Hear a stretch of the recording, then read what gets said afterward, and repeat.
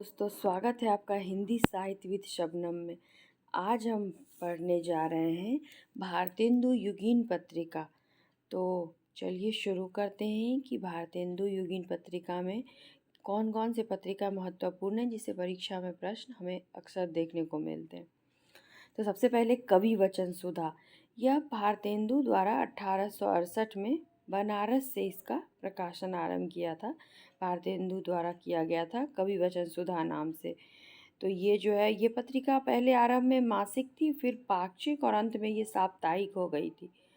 तो 1868 कवि वचन सुधा भारतेंदु के द्वारा बहुत महत्वपूर्ण। फिर एक बिहार बंधु नाम से है, क्योंकि हम एक भारत बंधु नाम से पत्रिका भी पढ़ते हैं, तो बिहार बंधु नाम से भी एक अलग से पत्रिका है, तो कंफ्यूज नहीं होना है। बिहार बंधु नाम की एक पत्रिका 1872 में केशव राम भट्ट ने बांकीपुर से इसका संपादन शुरू किया था। फिर हरिश्चंद्र मैगजीन, जो कि भारतेंदु ने 1873 में इस पत्रिका का संपादन शुरू किया था। बाद में इसका नाम हरिश्चंद्र चंद्रिका हो गया था।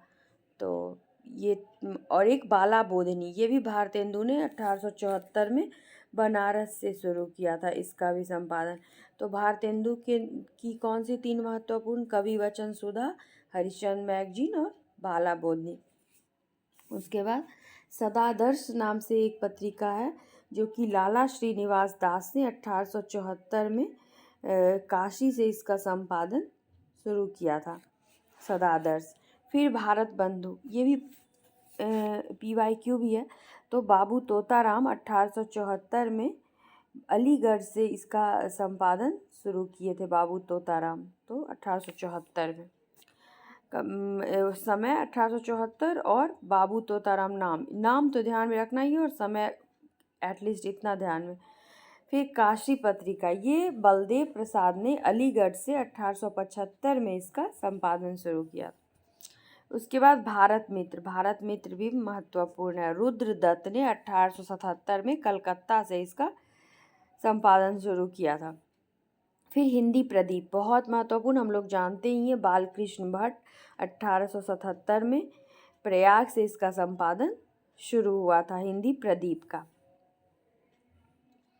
फिर आनंद कादम्बनी, प्रेमघन, ये हिंदी प्रदीप, आनंद कादम्बनी, ये सब बहुत महत्वपूर्ण है। हिंदी प्रदीप 1877 और आनंद कादम्बनी 1881।